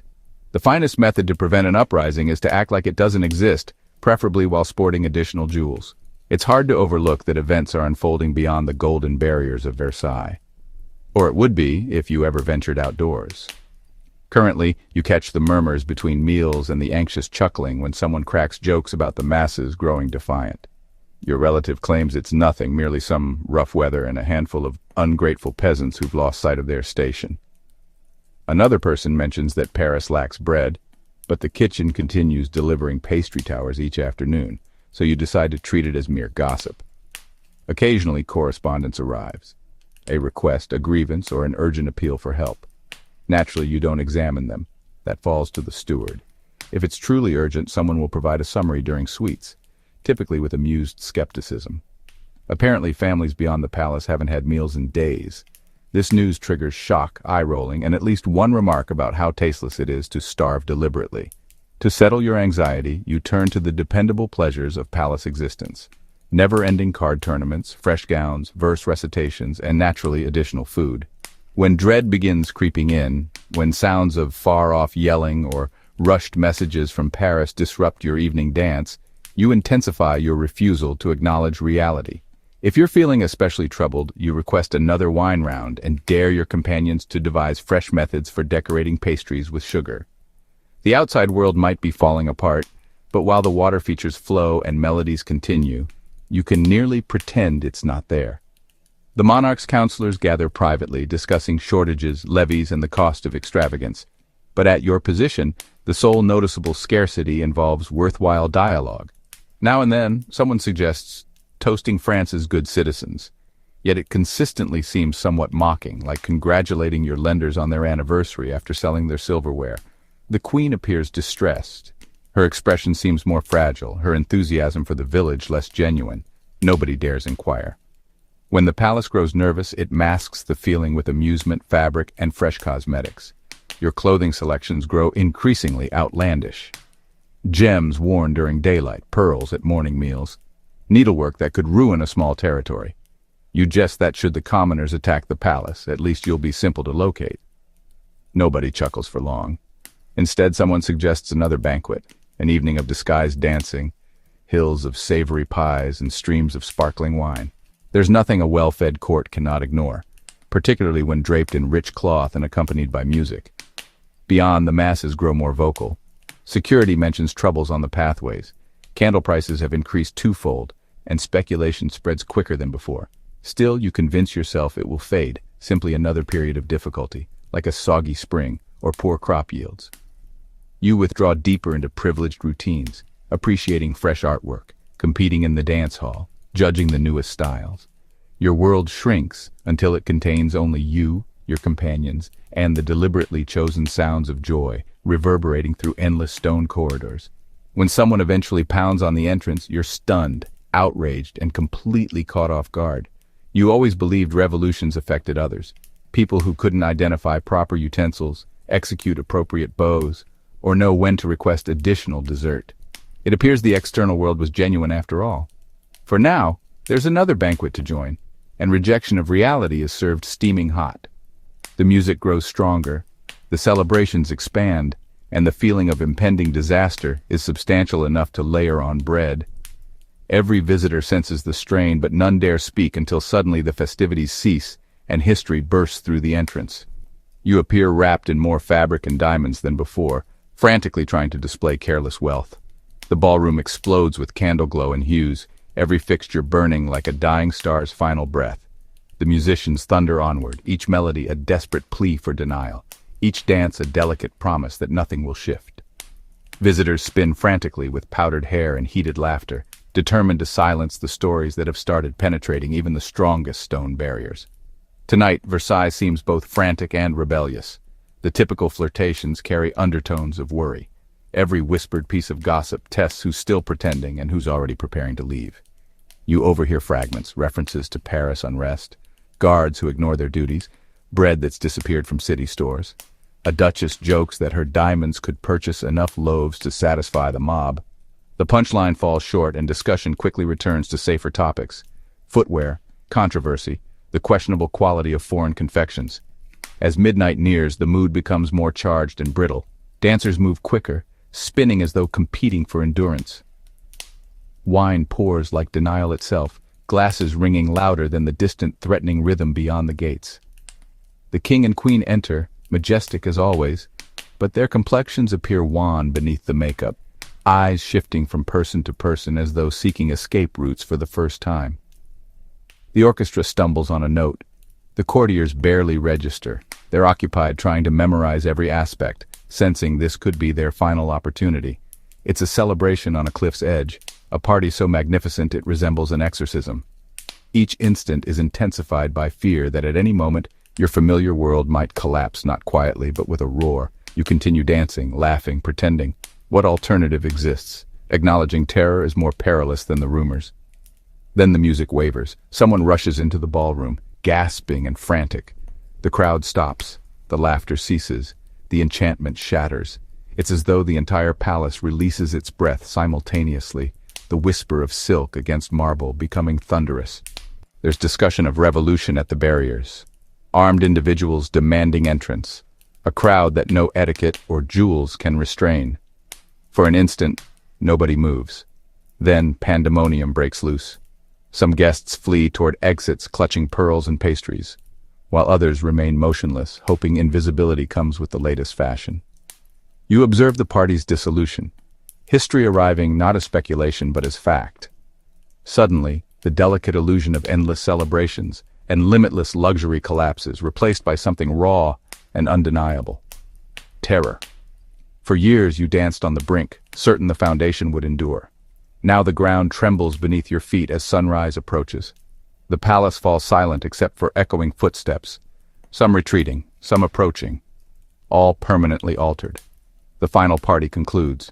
You understand with startling awareness that the music was never intended to continue forever. The sun climbs over Versailles, illuminating the sparkle and debris. The only remaining task is confronting the day that's finally come.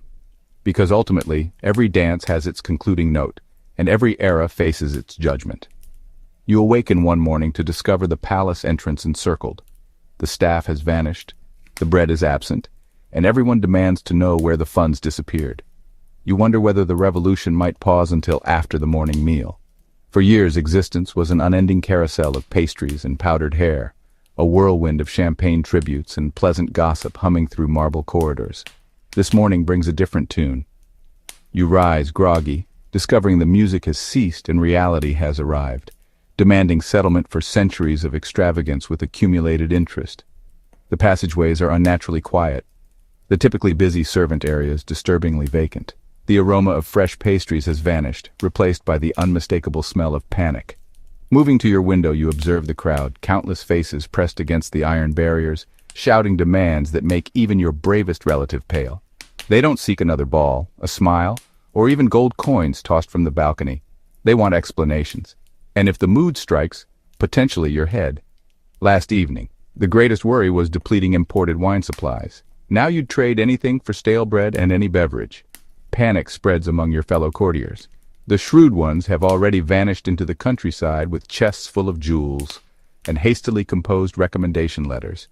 The remainder wander about, clutching pearls and questioning whether powdered wigs are combustible. Where did all the servants disappear?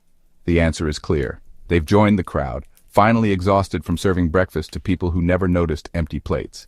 Inside, chaos spreads like disease. You attempt to act normally, but even your most rehearsed smile begins cracking. Someone tries organizing a gathering. Maybe the king has a strategy, or the queen will deliver a speech, or someone will recall where the wine cellar keys are stored. But there's no plan for this situation. The system that maintained the palace's order through endless favors, quiet bribes, and whispered threats has evaporated in the morning light. You search your chambers for treasures, realizing you already sold most for last month's celebration. The staff, who would typically carry your luggage, are gone, and the drivers have joined the mob. Breakfast becomes a memory.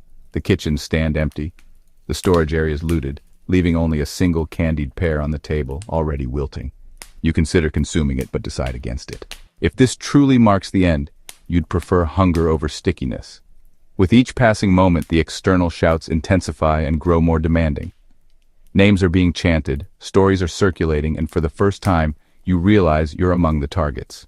Someone proposes negotiating, offering compromises, apologies, perhaps even changes. Another wants to seal the doors. A third attempts rallying the court for one final party, a last defiant stand.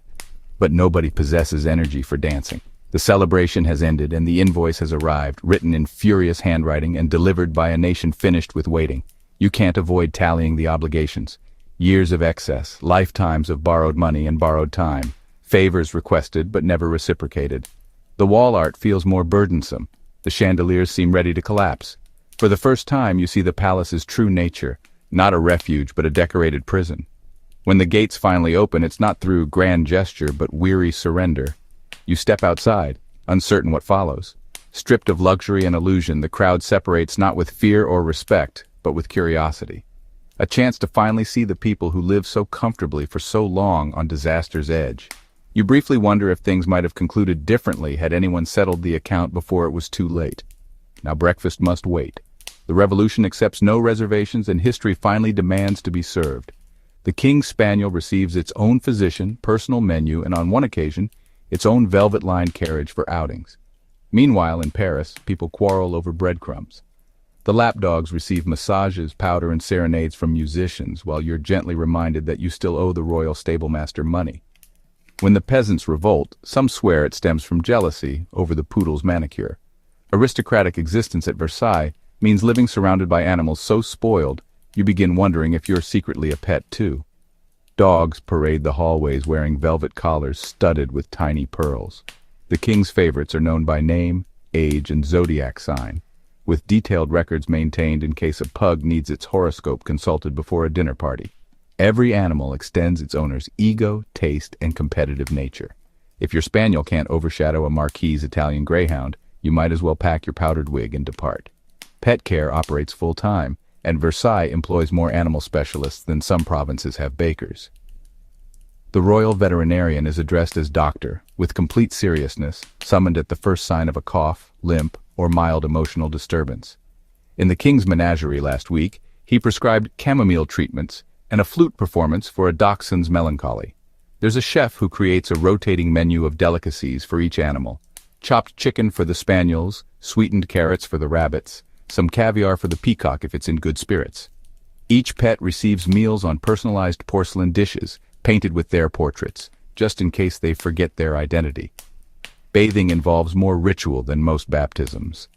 The queen's lapdog is washed in rainwater collected at dawn, dried on embroidered linens, and dusted with lavender powder to prevent fleas and presumably bad energy. Every Thursday, a team of masseuses visits to knead away the stress from a challenging week spent lounging on silk cushions. You once watched enviously as a Papillon received a facial you couldn't afford, performed by a woman claiming descent from Cleopatra's personal beautician. Entertainment is crucial. Musicians are employed to play gentle sonatas during nap time, and there's always a footman available to toss embroidered balls across the salon. A parrot with superior vocabulary to most dukes receives language lessons every afternoon. Birds are trained to perform tricks, cats to sit properly and avoid destroying furniture, though cats, as usual, ignore instructions and still receive applause. When any animal becomes ill, chaos ensues. The entire palace mobilizes. Doctors are called, herbalists consulted, and priests placed on standby for potential last rites. For a guinea pig with a cold, you might wait weeks for your own dental pain to be addressed. But the king's spaniel gets immediate consultation with 3 specialists and personal blessing from the nearest bishop. Rumor suggests the royal goldfinch once received bloodletting. Nobody knows if it helped, but the physician earned a promotion. For the pets, Versailles is paradise. For everyone else, it's a daily reminder that luxury is measured in paw prints and fur-lined blankets. Beyond the gates, stories circulate. Starving children hear tales of cats eating better than they do. Housewives dream of a world where someone will draw their bath, play them music, and never request rent. When the revolution arrives, people will wonder, was it the bread, the taxes, the endless wars? Or was it seeing a poodle in pearls bowing to the orchestra that finally convinced France that enough was enough? If history has humor, it's hiding in a king's dog's lap, licking its paws as the world transforms outside. Card games at Versailles involve high stakes, high drama, and only occasional interruption by actual rules. You join a table for faro or quadrille, attempting to appear uninterested while memorizing who cheats with which sleeve. Winning means favors, losing means debts. Everyone secretly hopes someone will flip the table in rage, just for fresh gossip material. The Versailles salons come alive after sunset, buzzing with crystal clinking, low intrigue murmurs, and the unmistakable sound of someone shuffling cards with excessive confidence. Gambling isn't merely entertainment here. It's a method to ascend the social hierarchy or tumble dramatically downward. If you're experiencing bad luck, you take your seat with practiced boredom, scanning surrounding faces. The Duchess with the lucky handkerchief, the Marquis who can't resist bluffing, and the Count definitely hiding something in his sleeve, possibly last week's winnings. The games themselves are intricate, with rules that seem to shift based on current winners. Faro, lansquenet, quadrille, piquet. Each has its own mysterious rituals, whispered strategies, and an etiquette manual so thick it could stabilize a wobbly chair. Stakes range from modest wagers, your weekly allowance, to life-changing disasters, your family's finest silver and possibly your cousin's virtue. Winning means more than money. It means influence, an invitation to the premier table, a coveted introduction, or simply the satisfaction of watching a rival forced to pawn their last respectable jewelry. Cheating is refined artistry, executed with subtle winks and smiles. Some players are notorious for their miraculous luck, while others have developed networks of distracted servants and conveniently positioned mirrors. You learn to keep one eye on cards and another on hands, watching for signals, switch decks, and the subtle language of fans and raised eyebrows. Everyone knows who cheats, but calling it out would be worse than losing. Instead, you play along, adjusting your strategies and hoping to be clever enough to escape bankruptcy and scandal. Drama is unavoidable. Someone always accuses someone else of unfair play, sometimes seriously, sometimes as convenient excuse for losing a small fortune in under an hour. Tempers erupt, voices rise, and a well-placed insult can ignite feuds echoing through the palace for weeks. More than one game has concluded with overturned tables, scattered cards like confetti, and at least one guest storming out indignantly, vowing never to play again until tomorrow. Meanwhile, the real winners are the observers. For every player sweating over the next hand, there's a crowd of spectators gossiping, judging, and taking notes for the next salon conversation. If you win spectacularly, you'll be the court's talk. If you lose everything, well, at least you'll have an audience for your humiliation. Either way, your reputation will never recover. Winnings and debts are tracked meticulously, and the palace's unofficial economy depends on last night's game results. A lucky streak can fund a new wig, dress, or bribe. A losing streak can destroy a family's prospects for generations. If you're clever, you'll settle debts quickly and discreetly. If not, expect a parade of creditors and thinly veiled breakfast insults. Card tables are crucibles for alliances and vendettas. Friendships form, break, and occasionally mend over a well-timed ace or dramatic loss. You laugh, you seethe, you vow revenge, all while wondering, is luck on your side, or is the deck predetermined? At Versailles, every hand gambles on fortune, reputation, and how many losses you can endure before someone writes a play about it. If all else fails, there's always tomorrow's game, the stakes being everything you're willing to risk, and maybe slightly more. Versailles smells like 1,000 flowers having a nervous breakdown. Every aristocrat attempts to surpass the next with their signature fragrance. Lavender, musk, citrus, even new scents like After the Rain on Italian Marble. The halls are so saturated with perfume you can barely breathe.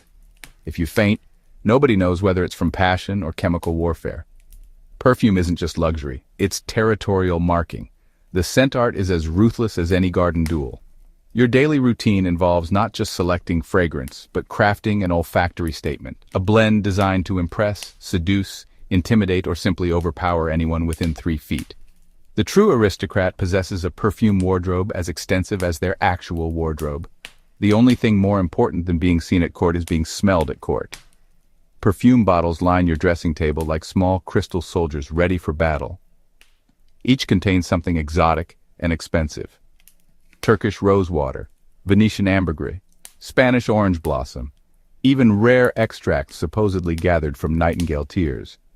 The nose you trust with your personal scent is more famous than most local poets and certainly better compensated. You receive tiny vials in the mail, each promising to make you unforgettable, or at least memorable from a safe distance. Applying perfume is ritual, a base of musk, a flourish of jasmine, a spritz of bergamot, and, for good measure, violet powdering. You layer scents until you're certain your room entrance will be announced by atmospheric change. Too subtle and people assume you're staff. Too bold and you risk opened windows and pointed handkerchiefs. Finding balance is artistry, and failing that, competition. Everyone has signature blends and stakes are high. Marie Antoinette's favorite concoction features rose, iris, and cedar hints, meaning within weeks every social climber in France attempts copying it with varying success. The result? On some days, the corridors smell less like Versailles and more like an overly enthusiastic July flower market. There are whispered rumors of scent spies, servants paid to discover the Queen's latest formula and leak it to rival perfumers. Of course, perfume isn't just about smell, it's about power.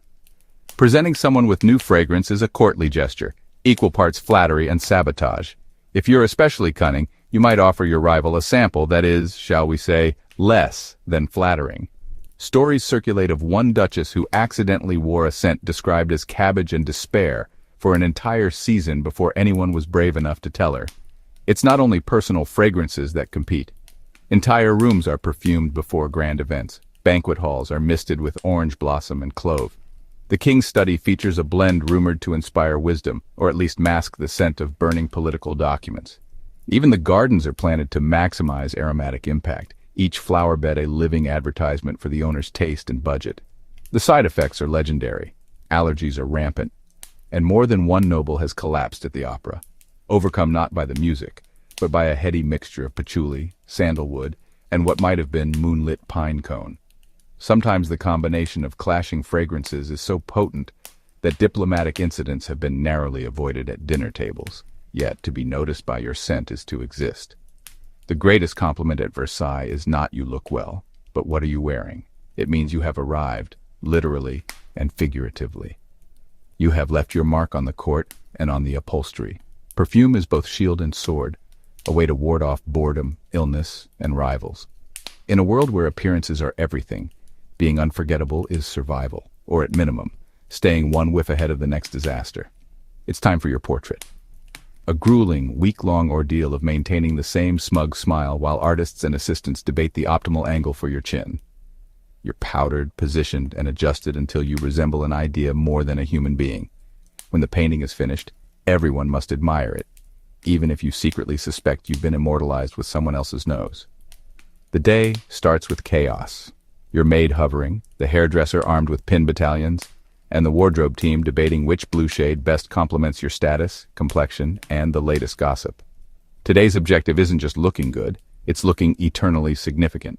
You submit to the process, sitting for hours while your wig is fluffed, ribbons retied, and cheeks rouged to a precise shade described as vigorously alive, but not dangerously so. The artist arrives with an entourage rivaling your own. Assistants to grind pigments, mix oils, and fetch endless chocolate cups. He circles you like a slightly deranged vulture, mumbling about bone structure and capturing souls. You'd prefer he capture your good side, but you nod wisely and try not to blink. The first hour involves finding the pose, which practically means sitting on a wobbly chair, while various people tilt your head, arrange your hands, and debate whether your dog, lute, or favorite book should appear at your feet. You're posed, repositioned, and occasionally contorted in ways no human body was designed to endure. Sometimes you're instructed to look thoughtful, meaning staring into the middle distance as if calculating the national debt. Other times you're asked to appear serene, though the combined pressure of 3 corsets and an upwind burning candle makes this challenging. The artist reassures you that true beauty is timeless, right before applying white paint to conceal the fatigue under your eyes. The painting begins, and so does the real test. Staying perfectly still while the room bustles around you, you discover new muscles as you attempt maintaining an expression both haughty and friendly, ambitious but not threatening. Occasionally, someone suggests a break, but you're already halfway numb and your left foot has fallen asleep beneath a velvet avalanche. To pass time, you eavesdrop on assistants who are deeply invested in your chin symmetry. Days blend together. You sit, you pose. You try not to yawn as another paint layer is added. Occasionally, the artist asks philosophical questions. What is legacy's nature? Is this window's light flattering or just blinding? But mostly you nod, agree, and dream of the day you'll move again. The worst part is the endless parade of onlookers, relatives, rivals, would-be suitors, all drifting in to judge and offer unsolicited advice. Shoulders back, more smile, less eyebrow. Even your lapdog grows bored, wandering off to nap in a sunbeam. Finally, the unveiling. The portrait is revealed with much fanfare and the kind of gasps usually reserved for opera premieres or garden fires. Everyone gathers to admire you as art, taller, slimmer, and at least 30% more pious. The painting sparkles, your skin glows, and your nose, well, that's definitely a new feature. Still, everyone must compliment you. How regal, such dignity, a likeness for the ages. You smile graciously, determined to enjoy your legacy, even if your grandchildren one day argue over which ancestor you actually resemble. Eventually, the portrait is hung with the others, another face in a palace of faces, each whispering different stories of vanity, anxiety, and impossible standards. You leave the room, stretching out cramps, relieved to be flesh and blood again. But you know, for better or worse, you're preserved for eternity. A perfect version of yourself, forever holding that same unreadable smile, outliving rumors, rivals, and maybe even the palace itself. So tonight, as you drift off surrounded by pillows instead of powdered wigs, let's take a quiet moment to honor the strange, spectacular chaos that was pre-revolutionary France. Because somehow, the French aristocracy's story proves there's no amount of silk, sugar, or scented candle that can truly insulate you from reality, or from thousands of very annoyed people with absolutely nothing left to lose. It's easy to laugh at the endless banquets, over-the-top parties, and diamond-studded lapdogs, but for every ridiculous breakfast in bed, there was a lesson brewing just outside the palace windows. That ignoring the world, especially when it's on fire, isn't sustainable, regardless of how many fountains you install. Yet even as the guillotine loomed, people still danced, still gossiped, still tried to outdo each other with bigger wigs and even bigger debts. It's somewhat tragic, but it's also human. Because history isn't just made up of revolutions and scandals. It's made up of everyday absurdities, small comforts, desperate joys, and the hope that maybe, just maybe, tomorrow's problems can wait until after dessert. So as you settle into your own very non-gilded bed tonight, maybe be grateful for hot water, indoor plumbing, and the fact that no one expects you to attend a dawn party in a 15-pound wig. And if you ever feel like your life is too much, remember, at least you're not about to lose your head over a slice of cake. Sleep well, and may your dreams be filled with just the right amount of luxury and none of the existential dread. Good night. Good